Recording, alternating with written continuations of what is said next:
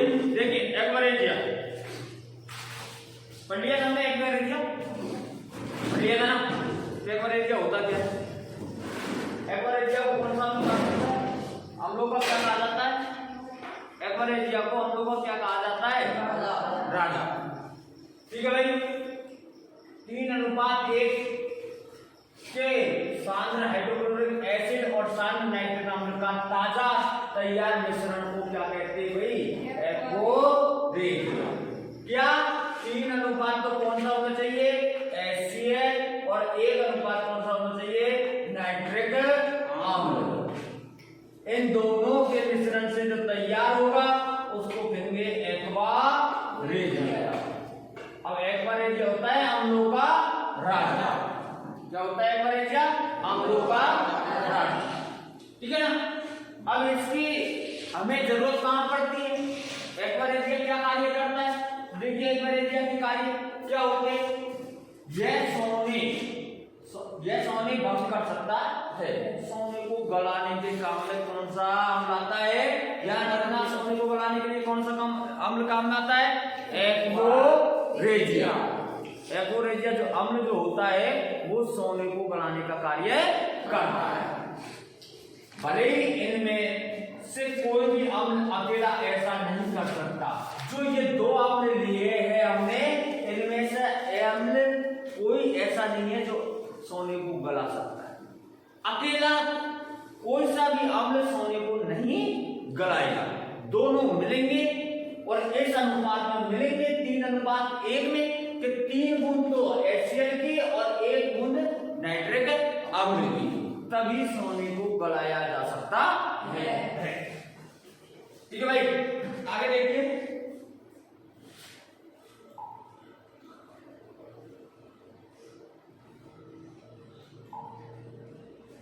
Aqua regia एक अत्यधिक संक्षारक धुआं तरल है।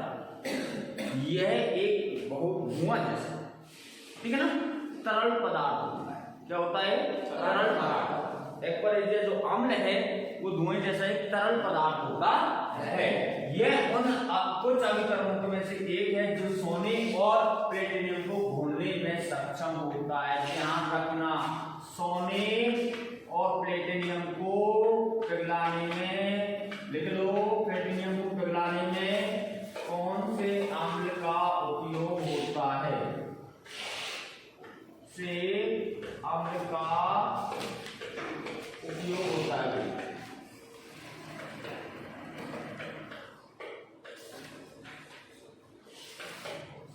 एक्वारेजिया, ध्यान रखना, सोने और प्लेटिनियम को पिघलाने में कौन से अम्ल का उपयोग किया जाता है? ध्यान रखना, लिख लो, सोने और प्लेटिनियम को पिघलाने में कौन से अम्ल का उपयोग किया जाता है मेरे लालो? एक्वारेजिया। तुमने लिखा? पेन नहीं है? मैं लेके आऊं क्या पेन? लेके आते, किसी से मांग के लेके आ। संपूर्ण सामग्री लेके बैठते नहीं हो। कल से नहा धो के फ्री रहा करो। पढ़ाई में मन कहां से लगेगा जब नहा धो के फ्री नहीं रहते हो? जल्दी जागा करो। और 4 से 5 करूंगा तो मैं क्लास में आता हूं। सुबह 4 से 5 करूंगा, परेशान करूंगा।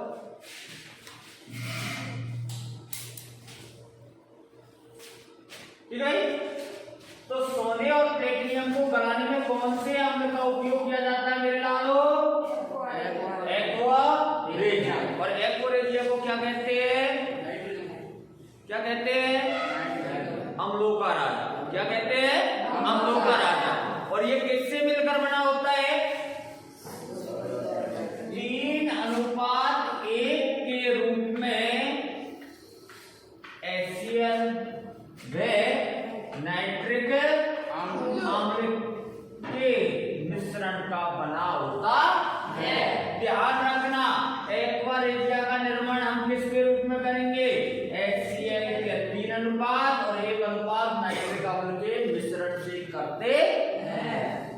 भाई एक्वा अम्ल चाहिए हमें, तो क्या करेंगे, 3 बूंद किसकी लेंगे, हाइड्रोक्लोरिक अम्ल की, और 1 बूंद किसकी लेंगे, नाइट्रिक अम्ल का। तो हो गया ना 3 अनुपात 1, हो गया कि नहीं हो गया, 3 अनुपात 1 हो गया ना। इस प्रकार हम इसका निर्माण कर सकते हैं एक्वा अम्ल का। ठीक है भाई, आगे देखिए, अन्य धातु नमक के साथ धातुओं की अभिक्रिया, किसके साथ भाई, नमक। और नमक क्या होता है, NaCl। ध्यान रखना, नमक कौन सा होता है, NaCl। और NaCl क्या है, लवण।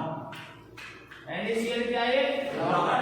तो ये बोल रहा है अन्य धातु नमक के साथ धातुओं की अभिक्रिया। धातु नमक जो होता है उसकी अभिक्रिया आप किसके साथ करवाएंगे, मेरे लालो, नमक के साथ। देखिए अधिकतर ऊपर चला गया क्या,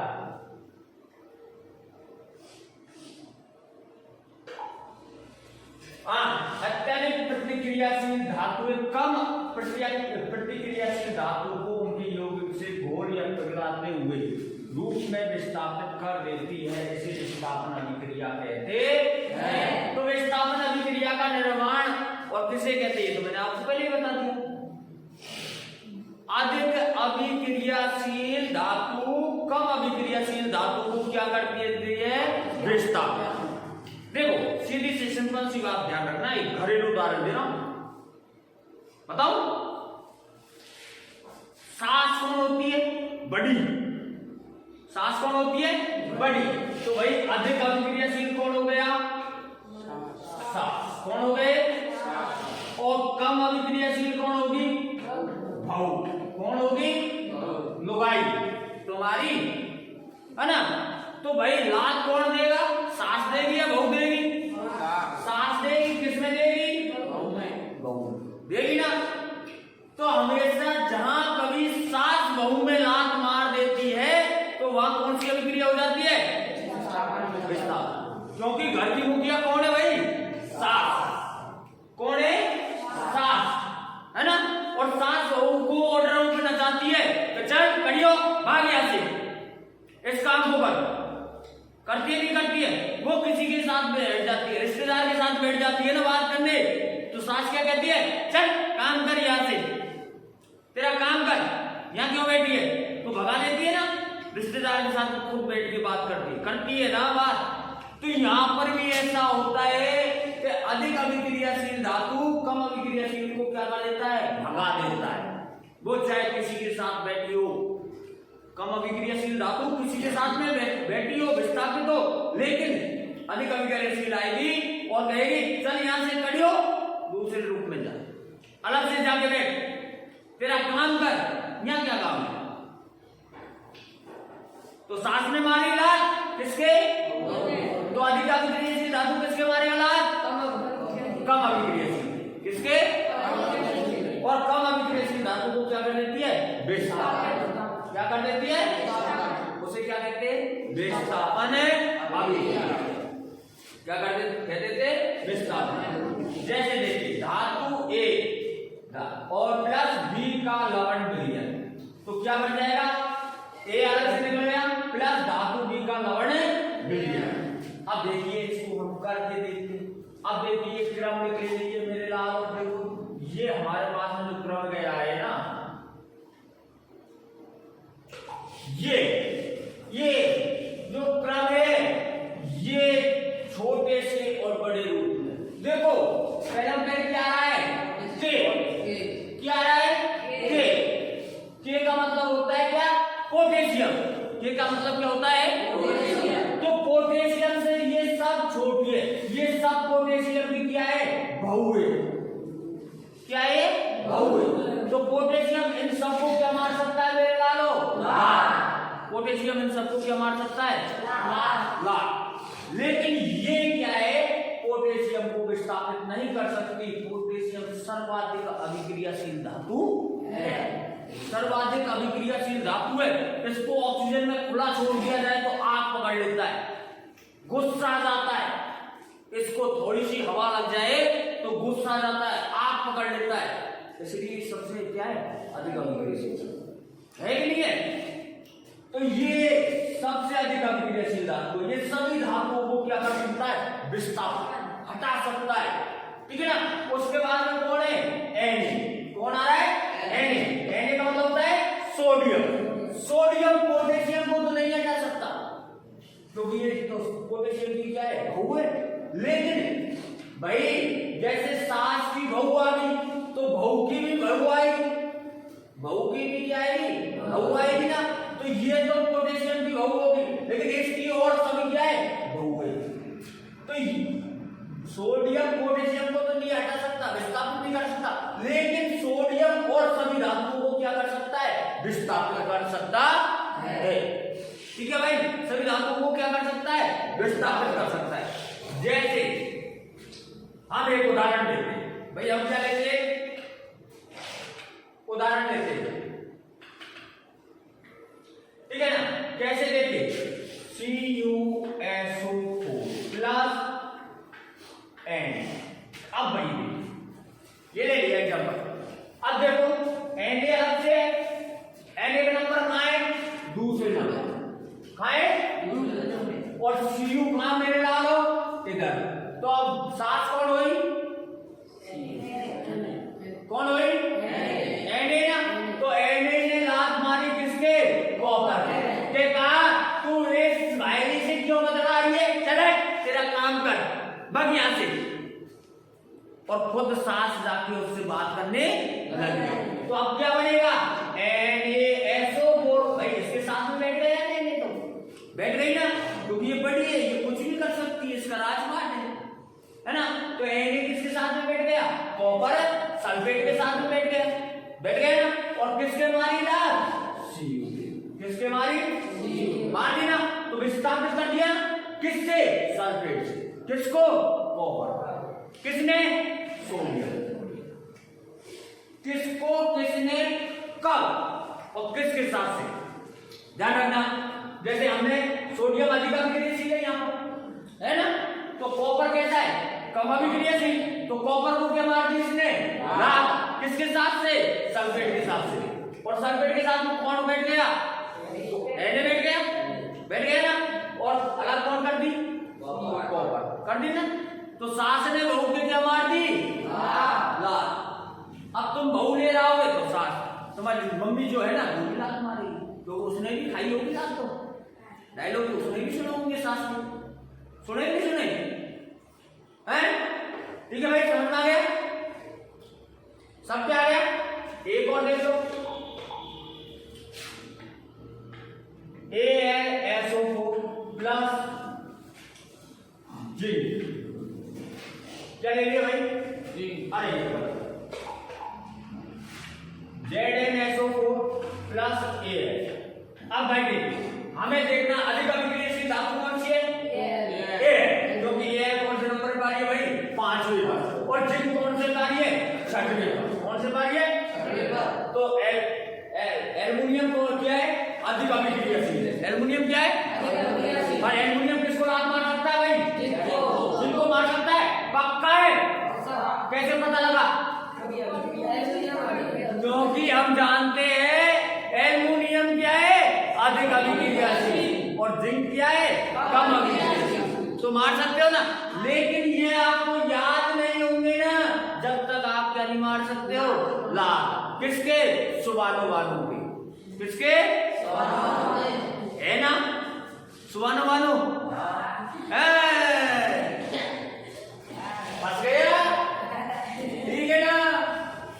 तो सुबानो वालों के तभी लात मरेगी जब ये आपको याद होंगे, ठीक है ना भाई। ये हमने क्रम में जमा दिए सारे, ठीक है ना। क्या अधिक अभिक्रियाशील धातु कौन सी है, कम अभिक्रियाशील धातु कौन सी है, और सबसे कम अभिक्रियाशील धातु कौन सी है, पता लग जाएगा ना। अब ऐसे चाहे आप ऐसे भी लिख सकते हो भाई, मैं दूसरे रूप में लिखा दूं, आप चाहो तो बोलो। देखो ये 3 को तो क्वेश्चन में लगा के लिख दो, ये सब सर्वाधिक अभिक्रियाशील, सर्व से ज्यादा अभिक्रियाशील है, ठीक है ना। इनका जो है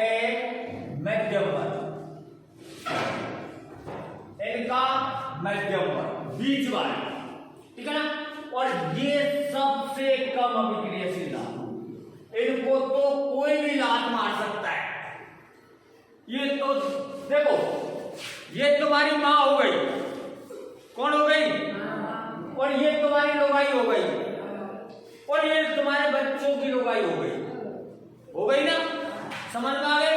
नाम ध्यान रखना, तुम्हारी 3 माँ है और तीनों के नाम क्या है, पोटेशियम, सोडियम और कैल्शियम।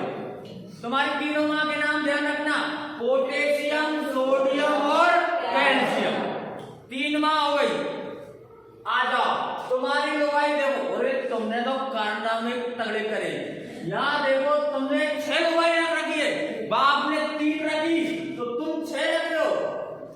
देखो मैग्नीशियम, एल्युमिनियम, जिंक, 3 लोगाइयों का नाम क्या है, मैग्नीशियम, एल्युमिनियम और जिंक। चौथी का है फेरिक, 5वीं का है लेड और 6वीं का है हाइड्रोजन। ठीक है भाई, 6 लोगाई है तुम्हारे, तुमने तो बाप से तगड़े काम कर दिए।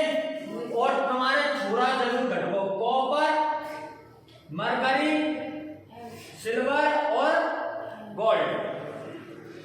ठीक है, नाम लिखना चाहो तो लिख सकते हो, हिंदी में नाम लिखना चाहो तो लिख सकते हो। इसका मरकरी,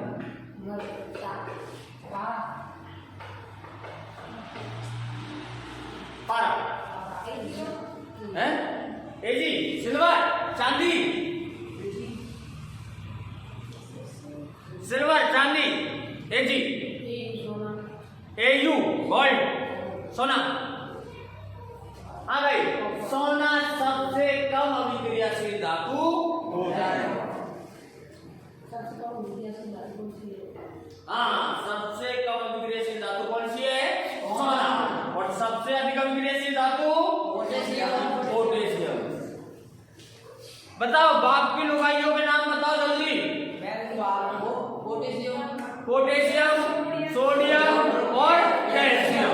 बाप की लोगाई कौन कौन सी है, पोटेशियम, सोडियम और कैल्शियम। और तुम्हारी लोगाइयों के नाम बताओ।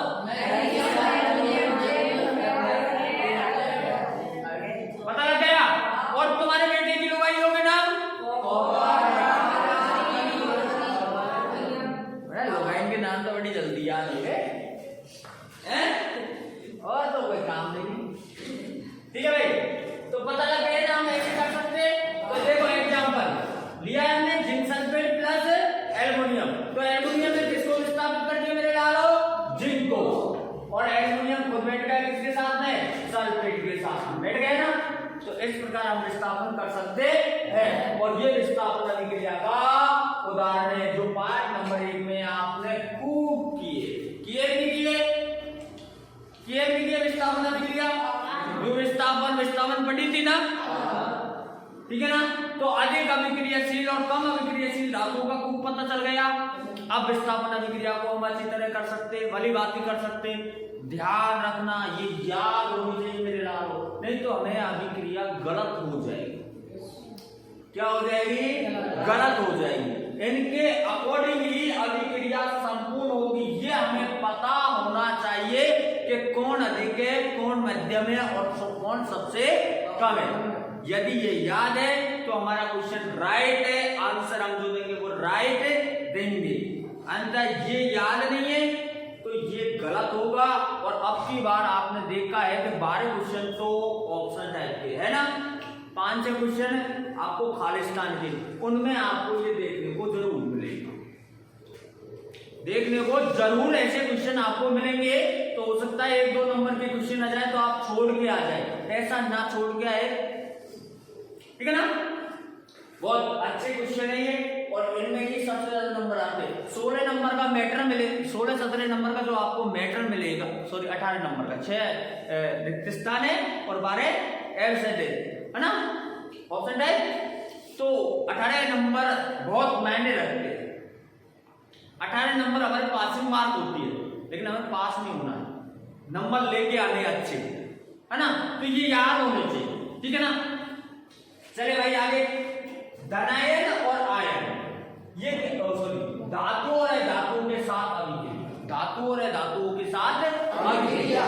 देखिए अधिकतर धातुएं कौन सी होती है मेरे लाल, धनायन होती है। कौन सी होती है, धनायन। और धातुएं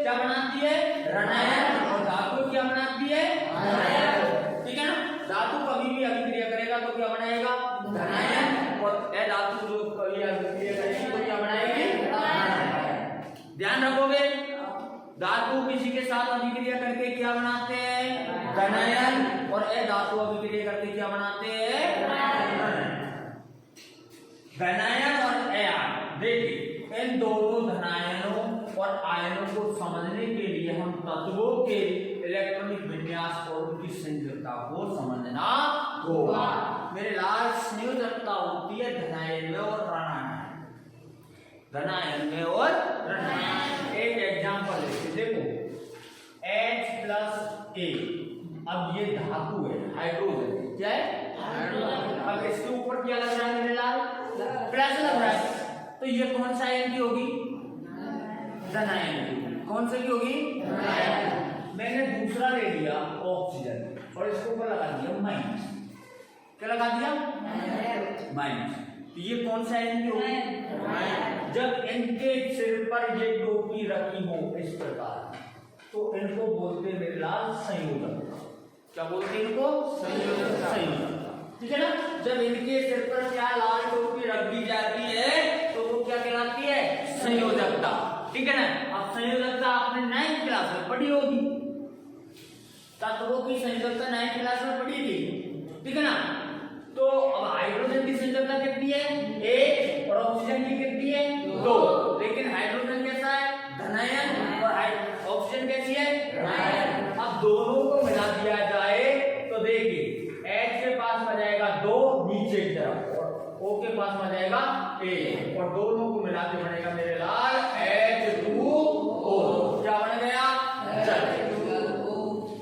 जल बन गया, नए पदार्थ का निर्माण हो गया। तो ये ज्यादातर यहाँ काम में आते हैं, यहाँ काम में आते हैं। कभी भी आप अभिक्रिया करवाते हो तो हम अभिक्रिया के दौरान इनको ही मिलान करते हैं, ऋणायन और धनायन का ही मिलान करके नए तत्व का निर्माण करते हैं। ठीक है ना? ये बहुत अच्छी चीज है, बहुत काम की चीज है, ध्यान रखना। चले आगे देखिए, इन दोनों धनायनों और आयनों को समझने के लिए हमें तत्वों के इलेक्ट्रॉनिक विन्यास और उनकी संयोजकता को समझना होगा। अब आइए संयोजकता क्या होती? ठीक है, संयोजकता होती क्या है बता दिया आपको। देखो, किसी परमाणु के सबसे भारी कोष में उपस्थित संयोजकता इलेक्ट्रॉनों की संयोजकता कहलाती है। इलेक्ट्रॉनों की जो संख्या होगी, भारी कोष होगा, सबसे भारी कोष जो होगा उसमें इलेक्ट्रॉनों की क्या होगी मेरे लाल? संयोजकता होगी। क्या होगी? संयोजकता होगी, है ना? वो सबसे भारी इलेक्ट्रॉन जो है, जैसे सोडियम का होता है 2 8 1। अब भारी कोष में कितने इलेक्ट्रॉन? 1। तो सोडियम का हमने संयोजकता कितनी मान ली? 1। कितनी मान ली? 1। क्योंकि क्या कहती है संयोजकता? कि मेरे परमाणु कोष के सबसे भारी कक्ष में जितने इलेक्ट्रॉन होंगे वो मेरी क्या कहलाएगी? संयोजकता। मेरी क्या कहलाएगी? संयोजकता। तो भाई यहाँ हमने तत्व के सबसे भारी कक्ष में इलेक्ट्रॉन पाया कितना? 1। तो सोडियम की संयोजकता भी कितनी होगी मेरे लाल? 1 हो गई। कितनी हो गई? 1 हो गई। ठीक है ना? तो देखिए, भूतपूर्व सोडियम Na का इलेक्ट्रॉनिक विन्यास होता है 2 8 1। अरे तो सोडियम परमाणु में 3 कोष होते हैं। सोडियम परमाणु में कितने कोष होते हैं मेरे लाल? 3। और सबसे भारी कोष में कितने इलेक्ट्रॉन पाए? सबसे भारी कोष में कितने इलेक्ट्रॉन है? 1। तो जिसे ये साझा किया जा सकता है, इस इलेक्ट्रॉन से ये साझा करता है, इस इलेक्ट्रॉन से ये क्या करता है? साझा। यहाँ हम इलेक्ट्रॉनिक विन्यास बैठे मेरे लाल, और यहाँ साझा करेंगे। हम क्या करेंगे? साझा। ठीक है ना? क्योंकि ये कहता है नियम कि हमारे सबसे ये जब तक देखो, चाय की घड़ी पर कौन घूमता है? आवारा। कौन घूमते हैं? आवारा घूमते हैं ना। और वो आवारा कब घूमना बंद करेंगे? या तो उनके लोगाई बांध दो, या उनके कुछ बच्चे हो जाए, जिम्मेदारी कंधे पे आ जाए ना, जब तो बंद करेंगे। तो तो यहाँ नियम है कि सबसे भारी कोष में यदि 8 इलेक्ट्रॉन पूर्ण नहीं है, कितने इलेक्ट्रॉन नहीं है? 8, चाहे कितने भी इलेक्ट्रॉन हो, होने कितने चाहिए? 8। जब तक 8 इलेक्ट्रॉन नहीं होंगे, कौन से कोष में? भारी कोष में। सबसे भारी कोष में जब तक 8 इलेक्ट्रॉन पूर्ण नहीं होंगे, जब तक ये आवाराओं की तरह घूमेगा। जब तक ये क्या करेगा? आवाराओं लड़कों की तरह घूमेगा। जब तक ये अपने घर में नहीं बैठ सकता, जब तक इसके भारी कोष में कितने इलेक्ट्रॉन नहीं होंगे? 8। जब तक 8 इलेक्ट्रॉन पूर्ण नहीं होंगे इसके भारी कोष में, जब तक ये घूमता रहेगा, चाहे कि गलियों पर, लड़कियों के पीछे, ठीक है ना। लेकिन कभी कभी ऐसा होता है इसका संयोजन हो जाता है दूसरे तत्व के साथ। जैसे किसके पास में कि भाई मेरे पास में 6 इलेक्ट्रॉन है, कितने? 6, और मेरे पास में 2 इलेक्ट्रॉन है। तो भाई 2 वाला कहेगा यार 6 इलेक्ट्रॉन तुम मेरे को दे दे, मेरे कितने हो जाएंगे? 8, है ना। तो मुझे आवर्त सारणी में जगह मिल जाएगी कूले टेकने की, और मैं बैठ जाऊंगा सीट पे बढ़िया। यार ठीक है सबर, तो अब 6 ले ले। अरे तुमको किसी को मार्केट में कचौड़ी खानी, कचौड़ी की रेट 15 रुपए, और तुम्हारे पास में क्या है? 10 रुपए। तुम क्या करते हो? 5 रुपये, यार आज तू दे दे मेरे को, कल मैं तेरे को 5 लौटा दूंगा, या तेरे को कचौड़ी खिला दूंगा। करते हो नहीं करते हो? साझा करते हो तुम, साझा समझौता करते हो, ऐसे करते हो ना। तो वही कारण यहाँ है, जब तत्व आपस में मिल जाते, ये चाय की खड़ी पे घूम रहे थे, अभी देखेंगे हम, ठीक है ना। तो ये ध्यान रखना, इसके सबसे भारी कोष में 8 इलेक्ट्रॉन हो जाएंगे, तो ये आवर्त सारणी में बैठ जाएगा, स्थिर हो जाएगा, अपने कूले टेक लेगा, ठीक है ना। चले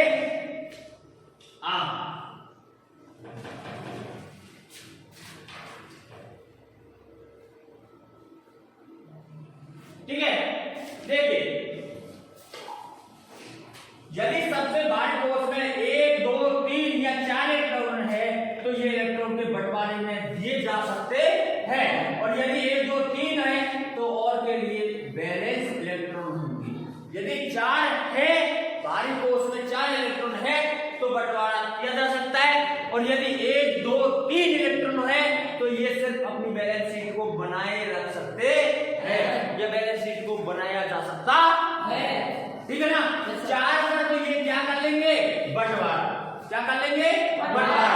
और यदि 4 नहीं है, 3 है इलेक्ट्रॉन भारी कोष में, तो ये क्या कर लेंगे? बैलेंस शीट को बना देंगे, समझौता कर लेंगे। क्या कर लेंगे?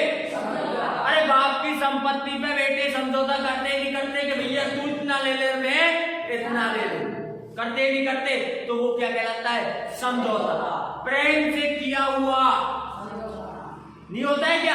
अरे तुमने किसी लड़की को चाहा, लड़की ने तुम्हें चाहा, अब नौबत आ गई भगने की, अब तुम चाय की थैली पर भग रहे हो, क्योंकि तुम्हारे दोनों के भारी कोष में इलेक्ट्रॉन बराबर नहीं है, 8 इलेक्ट्रॉन नहीं है, तो तुम बैठ तो सकते ही नहीं हो, घर में जाके घर ले जा सकते नहीं हो, क्योंकि मैं तो लट पड़ेंगी।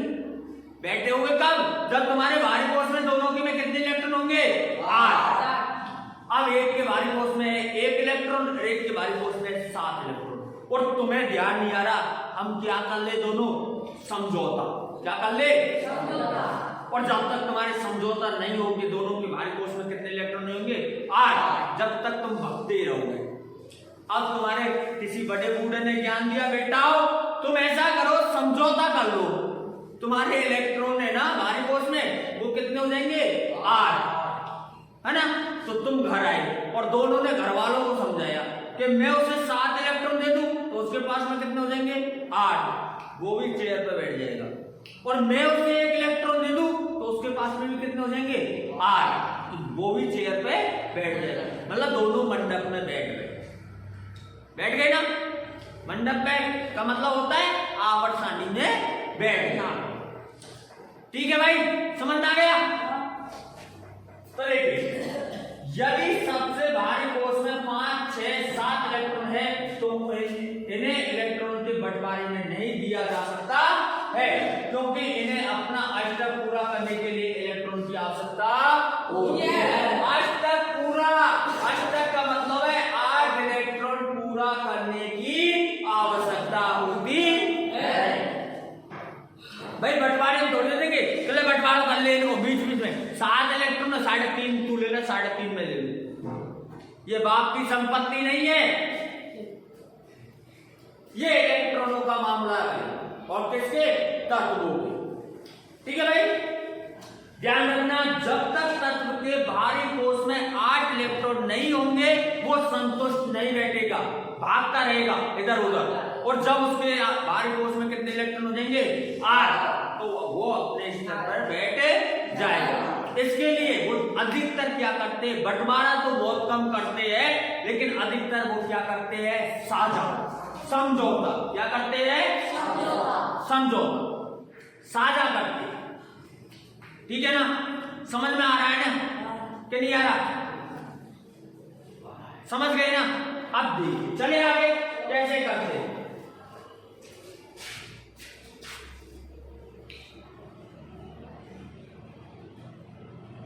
पहले तो ये देखिए भाई, मैं आपको बताऊं तत्व का प्रकार, तत्व किस प्रकार, तत्व कौन सा है, उसका परमाणु क्रमांक क्या है ना, और इसके भायतम कोष, इसके कोष देखिए कितने होते, KLMN, मतलब 4 कोष होते हैं। तत्व के इलेक्ट्रॉन के कोषों की संख्या कितनी होती है मेरे लाल, 4। ठीक है ना। अब कोष कौन सा भी हो, अब आखिरी कोष कौन सा होगा, या तो होगा A, या होगा N, या होगा L, कोई सा भी हो सकता है। भाई किसी में 2 इलेक्ट्रॉन पड़े, 1 2, मान लिया 1 और 2, तो इसका भारी कोष कौन सा होगा, यही हुआ ना। और किसी में पारा 1 2 3, तो इसका भारी कोष कौन होगा, ये होगा। और किसी में पारा 1 2 3 4, तो इसका भारी कोष क्या होगा, आखिरी सबसे पीछे वाला क्या हो जाएगा, भारी कोष। उसमें देख रहे हैं जैसे इसमें 2 है, इसमें 3 है, इसमें कितने 4 है ना, ये सबसे भारी कोष हो गया। क्या हो गया, सबसे भारी। और इसमें इलेक्ट्रॉन कितने होने चाहिए मेरे लाल, 8। कितने होने चाहिए, 8। यदि 8 इलेक्ट्रॉन है तो वो संतुष्ट पूर्वक बैठ जाएगा, नहीं तो घूमता रहेगा तुम्हारी तरह और मेरी तरह। ठीक है भाई, मजे आ गए। अब देखिए उत्कृष्ट गैस, उत्कृष्ट गैस, उत्कृष्ट गैस में पहली गैस है हीलियम।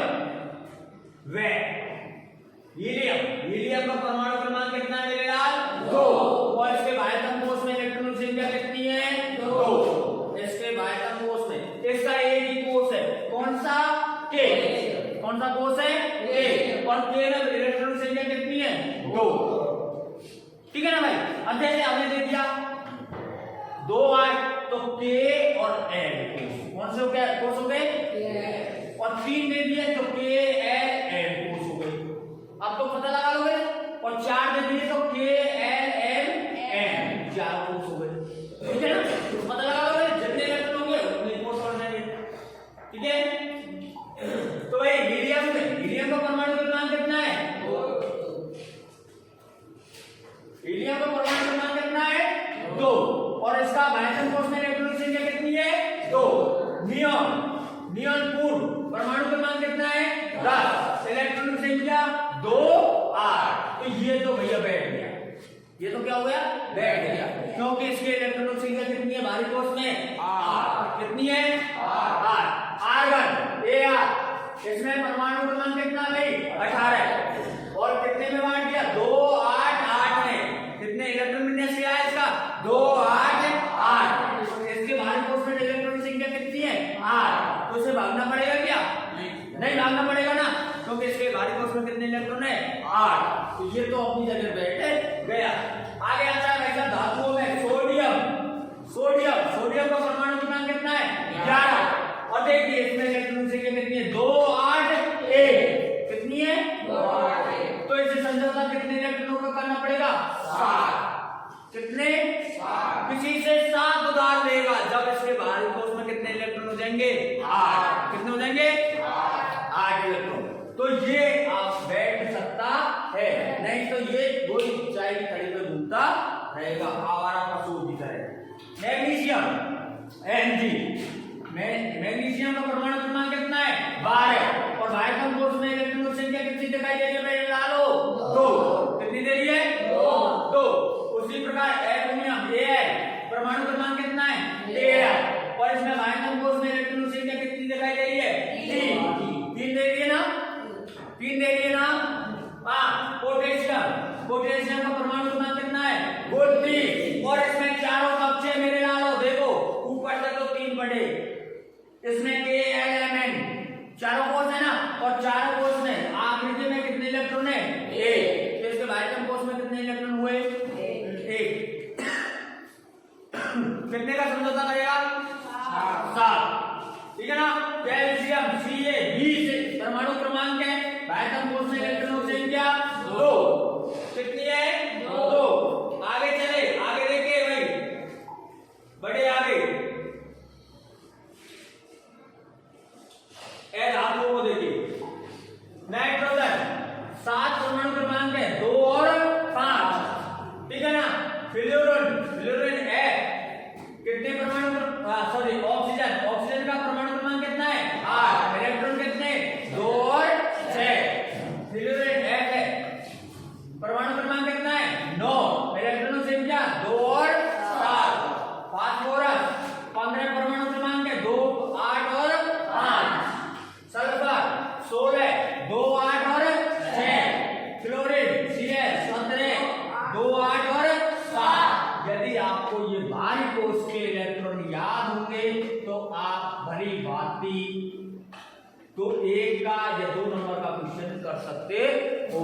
तो इनको पहली बात तो आपको रटनी है या याद करने, कैसे भी भारी कोष में इलेक्ट्रॉनों की संख्या आपको याद करनी है, ये ध्यान रखना। बहुत अच्छा क्वेश्चन आएगा, ये बहुत अच्छा क्वेश्चन आएगा। कल मैं ये आपको एग्जाम्पल करके भी बताऊंगा, ठीक है ना। कल 1-2 एग्जाम्पल करके भी बताऊंगा। चले भाई, सोडियम परमाणु के सबसे भारी कोष में 1 इलेक्ट्रॉन होता है। कितना होता है 1 है भाई। सोडियम के परमाणु कोष में सबसे भारी कोष में 1 इलेक्ट्रॉन है। यदि यह अपने M शेल से इलेक्ट्रॉन खो देता है, भाई कौन सा कोष है ये, 1 में कौन सा कोष आ रहा है M कोष से 1 इलेक्ट्रॉन खो देता है तो इसका एक शेल सबसे भारी कोष बन जाता है। तो फिर सबसे भारी कोष कौन बन जाएगा, देखो K-L-M। यदि 1 इलेक्ट्रॉन इसने दे दिया, उधार दे दिया, तो इसका भारी कोष कौन सा रहेगा फिर L, और L में कितने इलेक्ट्रॉन है फिर 8। तो इसको स्थान मिल सकता है। जैसे मान लीजिए हमने ले लिया फ्लोरीन ले लिया, है ना। फ्लोरीन के पास में कितने भाई 2 और 7 और एक ले लिया सोडियम 2, 8, 1 ले लिया ना। अब या तो फ्लोरीन ये दोनों गए घूमने, दोनों घूमने आवारा हो गए, कोई होश है नहीं है इनको। अब इनको तो वैसे इतना है होश है भाई, हमें तो जगह नहीं मिल रही, हम तो निराश है ना। और आवारा क्या है पशु, क्या है आवारा पशु, क्योंकि हमारे इलेक्ट्रॉन तो भाई घट रहे, 1 के तो 7 घट रहा है और इसके तो 1 इलेक्ट्रॉन घट रहा है। इसके पास में 1 इलेक्ट्रॉन हो तो इसके पास में कितने इलेक्ट्रॉन हो जाए 8 और इसके पास में कितने घट रहे 7। तो भाई ये घूमते घूमते घूमते एक चाय की थड़ी पे मिल गए। गोवर्धन जी की परिक्रमा दे रहे थे और चाय की थड़ी पे मिल जाते। तो ऐसी बात होने लगी कि यार तू क्यों घूम रहा है, यार क्या करूं यार, मेरे पास में 7 इलेक्ट्रॉन, 1 इलेक्ट्रॉन और होता ना तो आनंद आ जाते, मुझे जगह मिल जाती, स्थान मिल जाता। सोडियम ने कहा यार ये तो मजे वाली बात है यार, ऐसा करता हूँ मेरा जो 1 इलेक्ट्रॉन है इसको दे देता हूँ, तो इसके पास में कितने इलेक्ट्रॉन हो जाएंगे 8 और मेरे भारी कोष में कितने बचेंगे फिर 8। सोडियम ने कहा यार तू चाय पिला, तू क्या कर चाय पिला मेरे को, और तेरे को एक आइडिया एकदम बहुत अच्छा आइडिया क्या है यार, तेरी जिंदगी बना देता हूँ। ठीक है भाई तू चाय पी। दोनों ने, सोडियम ने कहा कि मेरे भारी कोष में बेटा 1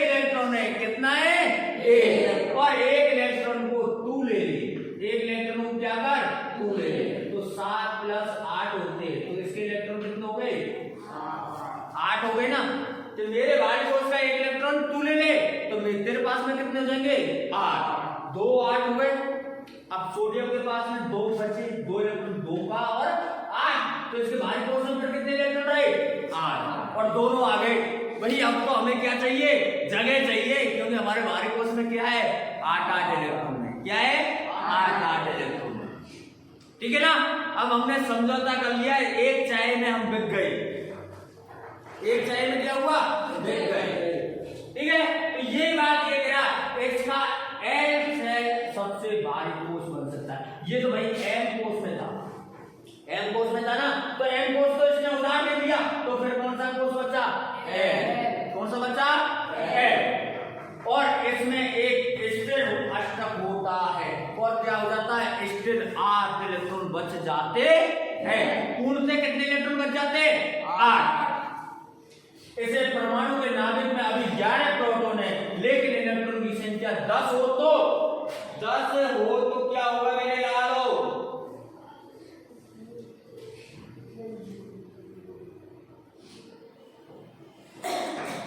हाँ 10 हो गई है, इसलिए ये शुद्ध धनात्मक आवेश बन गया है। और इलेक्ट्रॉन की संख्या कितनी हो गई है बेटा 10, 2 और 8 कितनी होती है 10, कितनी होती है 10, और ये क्या बन गया शुद्ध धनायन बन गया। क्या बन गया शुद्ध धनायन बन गया, जो हमें सोडियम धनायन Na देता है।